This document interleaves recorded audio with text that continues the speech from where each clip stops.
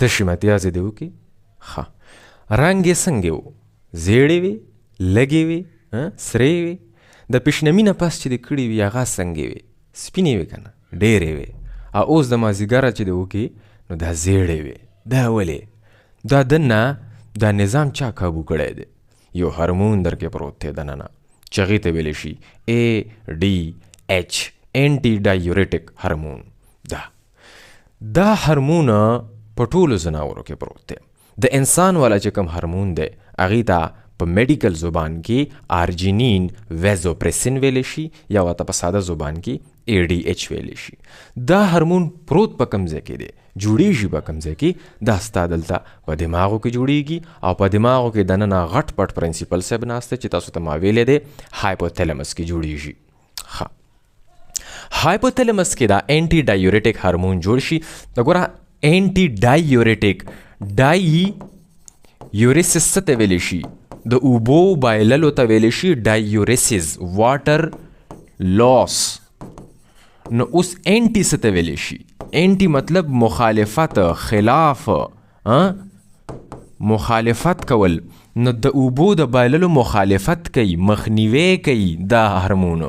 چې کله ستا په جسم کې اوبه کمی شي نو بیا دا هارمون ستا جسم ته راوځي او ستا د جسم نه متیازې نه پرېږدي، متیازو نه اوبه راکاږي ځکه چې جسم کې دی اوبه کمی دي. نو د اوبو متیازې څه شی دي؟ خو د اوبو بایلل دي که نه؟ نو د اوبو د بایللو مخالفت کوي ځکه ورته ویلی شي انټي ډایورټیک هارمون. ښه دغه انټي ډایورټیک هارمون جوړیږي په هایپوتلمس کې. صحیح ده؟ په هایپوتلمس کې دا علاقه ده، په دې ځای کې جوړیږي. دا پیچوټري ګلینډ دی، دا هایپوتلمس دی. موږ به ووایو چې دا هایپوتلمس شو. په دې ځای کې دغه انټي ډایورټیک هارمون جوړیږي، بیا د دغه هایپوتلمس نه لاندې رابطه راغلي ده داسې پیچوټري ګلینډ ته. دا یو لوبو انټیریر پیچوټري، دا بل لوبو پوسټیریر پیچوټري. دی پوسټیریر پیچوټري ګلینډ کې به جمع کیږي، سټور کیږي به، خو جوړیږي به په هایپوتلمس کې په سوپرا آپټیک نیوکلیس کې، په سوپرا آپټیک ایریا کې به جوړیږي او پیرا وینټریکولر نیوکلیای کې به جوړیږي. دو ځایونو کې جوړیږي. یو ته ویلی شي سوپرا آپټیک ایریا اور بل دی پیرا وینټریکولر نیوکلیای. دا دواړه علاقې چرته کې پراتی دي؟ په هایپوتلمس کې پراتی دي. په دغه ځای کې به د انټي ډایورټیک هارمون جوړیږي، بیا به راځي دلته په یو روډ د پاسه به راځي. یو روډ ورته الله تعالی جوړ کړی دی، دلته نرز پراته دي او هغې ته ویلی شي هایپوتلمیک هایپوفیزیل ټریکټ روډ دی. دا چا په منځ کې روډ دی؟ دا د هایپوتلمس په منځ کې او د پوسټیریر پیچوټري په منځ کې دلته کې روډ دی. په دغه روډ باندې به دلته کې د ADH هارمون راځي. اوس دې ته د ویزوپریسین ویلی شي. ویزوپریسین دا ورته ویلی یي.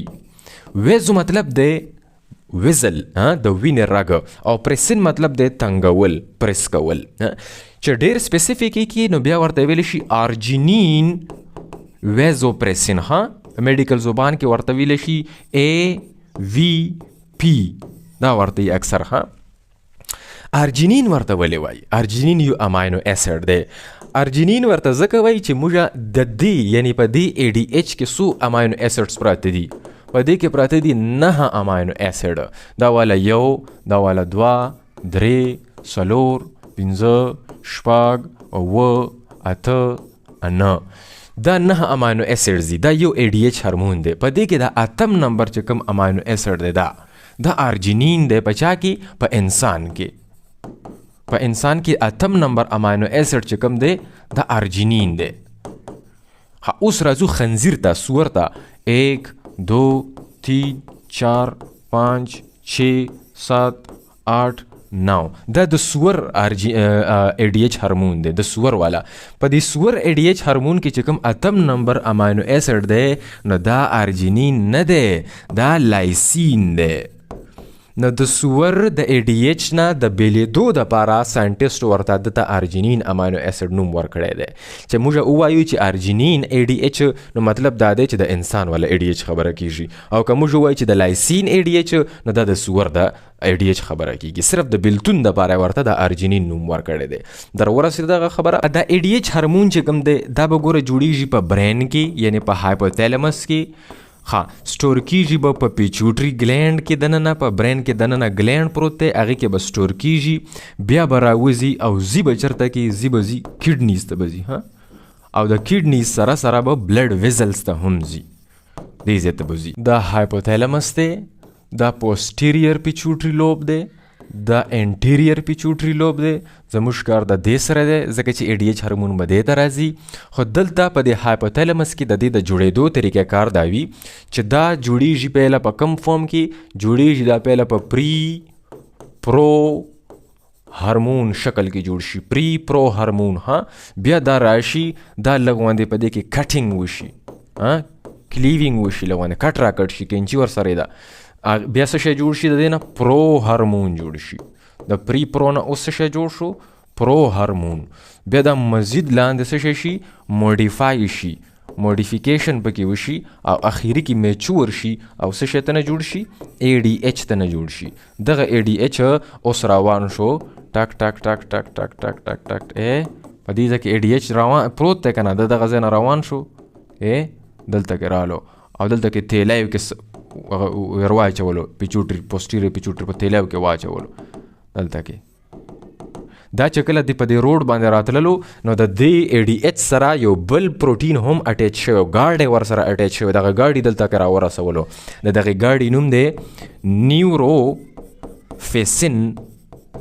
2 دا دغه ګاډی دی نیوروفیسین 2 مخکې دی ADH د ځان سره تړلی دی او روان یې کلو او دلته راورسو پوسټیریر پیچوټري لوب کې اوسو ADH سملاستلو اوس روژه شوله زما په وجود کې اوبه کمې شولې نو پته به څنګه لګي هایپوتالامس ته چې به ADH ورپرېږده پرون یو کمنټ کې یو ملګري دا سوال کړی چې هایپوتالامس ته څنګه پته لګي څنګه دا ډیټیکشن کوي دا هارمون څنګه پرېږدي دا ډېر ښه کوېشن کړی دی هایپوتالامس ټول سینسیشن کوي د جسم بهر نه جسم ته څه کېږي هغه سټیمولس هغه چینجز ټول ډیټیکشن کېږي ریسپټرز لګېدلي دي ترموریسپټرز اوسموریسپټرز بلا قسم ته دروازې لګېدلي دي او د هغې په ذریعه باندې هایپوتالامس بره پیژندګلي کوي چې جسم کې اوس څه روان دي د څه کمی دی د څه زیاتی دی اوس د اوبو رالو کمی نو جسم ته څنګه پته لګي یعنې هایپوتالامس ته څنګه پته لګي هایپوتالامس کې څه شی پراته دي دلته مزغو ته ننوځئ راځئ روژه ماتي ته یا ټیم شته موږ به د مزغو کې وګرځو بیا به هغې نه پس ګردو ته هم لاندې کوزېږو 20 منټ په اخلو به ګردو کې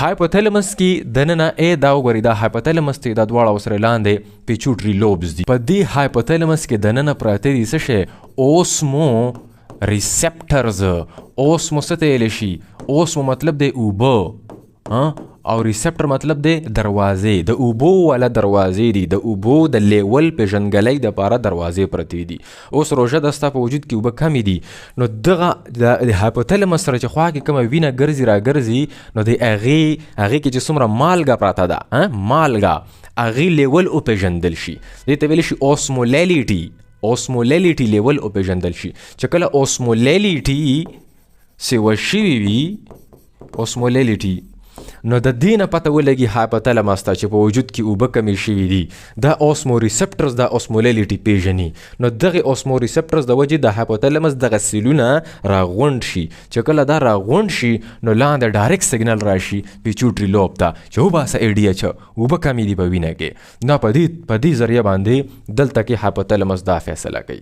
یوه پیژندګلي دا ده بله پیژندګلي دا ده چې په زړه کې په هارټ کې دننه چې کومې هغه دوی چیمبرې دي ایټریا په هغې کې او په دلته په دې کیروټیډ آرټریز کې دلته په دې لاسونه کې دی دا درزا چې کوي دا رګونه دوه یو دلته دی یو دلته دی د کیروټیډ آرټري ویلی شي او د زړه نه چې کوم غټ رګ وتی دی ایورټا په دغې کې دننه هم دروازې پرتې دي خو دا اوسمو ریسپټرز نه دي دا بیرو ریسپټرز دي بیرو مطلب دی پریشر د وینې پریشر کتل کیږي، بلډ پریشر کتل کیږي. په دې ځای کې چې دا کومې دروازې لګېدلې دي نو دغه دروازې پریشر وپېژني چې د وینې خو پریشر کم شوی دی، دا څنګه چل دی، دې سړي اوبه نه دي څښلي. د دغ کې پریشر د پېژندګلۍ د وجې دلته کې چې کوم نرز دي هغې په ذریعه باندې هایپوتلمس ته میسج ځي چې ای ډي ایچ راوباسه، دلته خو پریشر کم دی، موږ ته خو پریشر کم محسوسیږي. بیروریسپټرز د دغې د وجې نرز هلته کې اکټیویټ کوي او بیا دغه نرز دلته کې میسج راړي. په وجود کې اوبه کمې دي، هایپوتلمس فیصله وکړه چې ای ډي ایچ راپرېږده. چا ته یې ووایي؟ پوسټیریر پیچوټري لوب ته یې ووایي ای دا والا ای ډي ایچ په وینه کې روان شو. هلکه اوس به ای ډي ایچ چېرته کې ځي؟ ای ډي ایچ مین ټارګټ چې کوم دی دا به چېرته کې ځي؟ دا والا ګردو ته ننوتو، ای ډي ایچ ګردو ته راغلو. اوس وړاندې شي ګردو ته ورکوز شي. په ګردې کې، په دې ګردې کې او په دې ګردې کې 10 لکه مشینان په دې کې لګېدلي دي او 10 لکه مشینان په دې کې لګېدلي دي. دا مې درته ویلي دي. راځئ چې دا یو مشین کولاو کړو. دا والا یو مشین دې ته ویلی شي نفرون. دا د ګردې یو مشین دی. دغه ای ډي ایچ چېرته کې راورسېدو؟ دې مشینانو ته، دې ترېشلو ته راورسېدو، دې چڼونو ته راورسېدو. 10 لکه چڼونه دلته دي، 10 دلته دي. دغه ځای ته چې کله د ای ډي ایچ راورسېدو نو دا په دې یو مشین کې به تاویږي راتاویږي، یو خاص ځای ګوري، دا زیړ پیپ ګوري. دې ته ویلی شي کلیکټینګ ډاکټ. دغه کلیکټینګ ډاکټ ته دغه ای ډي ایچ راشي. اوس راځئ چې د کلیکټینګ ډاکټ ته ورشو. دا ولې یو کلیکټینګ ډاکټ، دا به غټ کو، د ځان نه به یې ولیکو داسې. دا یو کلیکټینګ ډاکټ شو. ټیک شو. په دې کلیکټینګ ډاکټ د پاسه دلته کې دروازې لګېدلې دي. د چا دپاره؟ د ای ډي ایچ دپاره. او دغې دروازو ته ویلی شي V2 receptors. V2 receptors دي. ای ډي ایچ رالو دلته کې او په دې ځای باندې بانډینګ وکړو. دا والا یو ای ډي ایچ واټیچ شو، بل هم اټیچ شو، بل هم اټیچ شو، بل هم اټیچ شو. دا ټول کلیکټینګ ډاکټس په دې مختلفو ځایونو کې ای ډي ایچ ولګېدی. چې څنګه دا ای ډي ایچ په دې ځای باندې ولګېږي، دا ټول ریسپټر ننوځي، سیل ته ننوځي. دا پرنسپل سیل دی. دې ته دا ټول ریسپټر سره د ای ډي ایچ ورننوتو. چې کله دغه ریسپټر ته، یعنی دا دغه کلیکټینګ ډاکټ دی، دا کلیکټینګ ډاکټ شو، دا پرنسپل سیل شو، ای ډي ایچ هم ورننوتو، ریسپټر هم ورننوتو. اوس دا سیل به غټ کو. دا والی دا دغه یو سیل شو. دې ته د ریسپټر هم ورننوتی دی او ورسره ای ډي ایچ هم ورننوتی دی. چې کله دی ورننوځي نو دلته کې بل یو پروټین پروت دی چې هغې ته ویلی شي ایډینایلیټ سایکلیز. دغه ایډینایلیټ سایکلیز اکټیویټ شي. چې کله دا پروټین اکټیویټ شي نو په دې ټول سیل کې د CAMP لیول وخیږي، سایکلیک ایډینین مونوفاسفیټ. د دې لیول یې وخیژولو. چې کله د دې لیول وخیږي نو یو بل پروټین اکټیویټ شي چې هغې ته ویلی شي پروټین کاینیز ای. دا کیسکیډ دی، مجمع ده په مخه. دغه پروټین کاینیز ای چې کله اکټیویټ شو، دغه بیا پروټینز بیا دلته کې نورې ګوتۍ پرتې دي چې هغې ته ویلی شي ایکوا پورین 2. دا د اوبو دروازې دي، په ګوتیو کې پرتې دي. دغه پی کې ای چې اکټیویټ شو نو دی دغه ټولې ګوتۍ په مخه باندې روانې کړې چې ځئ الله مبخه دې ځایونو ته ورسئ. نو دلته کې دا ټولې ګوتۍ رالې، دا یوه ګوتۍ وشلېدله، دا بله ګوتۍ وشلېدله، دا بله ګوتۍ وشلېدله. داسې کوم ځای کې وشلېدلې؟ دې ځای کې دا ګوتۍ وشلېدلې، دلته کې دا ګوتۍ راووتې، دلته داسې دلته اننه دغه زه بار کوم، خو د اننه طرف تاسو حسابوئ. دغه ځای کې د ایکوا پورین چینل یې راووتې. ایکوا مطلب اوبه، د اوبو ولی چینل یې راووتې. او دې په دې نلۍ کې خو متیازې روانې دي. دا چې څنګه متیازې داسې راځي نو دغه ګوتۍ ځان ته راکاږي او واپس یې وینې ته دغه اوبه شاملې کي. نو په مازدیګر کې ستا متیازې چې کومې دي دا کنسنټریټډ وي او په پیشنمي پسې متیازې چې کومې دي دا ډایلوټ وي، ځکه چې په بدن کې اوبه ډېرې وي په پیشنمي ټیم کې. نو هغه ټیم کې بیا ای ډي ایچ نه راوځي. اوس خدای مکا چرته کې څه ایمرجنسي جوړه شوله، ستانه وینه لاړه، بلډ لاس وشولو، انټرنل بلیډینګ وشو یا ایکسټرنل بلیډینګ وشو، هیموریج وشولو، اکسیډنټ دی وکړو، نو وینه خو درنه کمه شوله که نه. په دغه ټیم کې ای ډي ایچ ډېر زیات راوځي. ګوره ځکه چې د بلډ پریشر راوغورځېدو، وینه خو لاړه بهر ووتله ټوله. چې کله بلډ پریشر را وغورځېږي نو ای ډي ایچ ډېر زیات را ووځي. بیا په دغه ټیم کې ای ډي ایچ د وي2 سره وي2 دروازې چېرته کې لګېدلې وي؟ په کلیکټینګ ډکټس کې لګېدلې دي که نه، په ګردو کې، په نیفرونز کې. نو د دغې سره دغه ای ډي ایچ په وي1 باندې هم بیا لګي. وي1 چېرته کې لګېدلی دی؟ وي1 په بلډ ویزلز کې لګېدلی دی. په کم بلډ ویزلز کې؟ د سموث مسلز.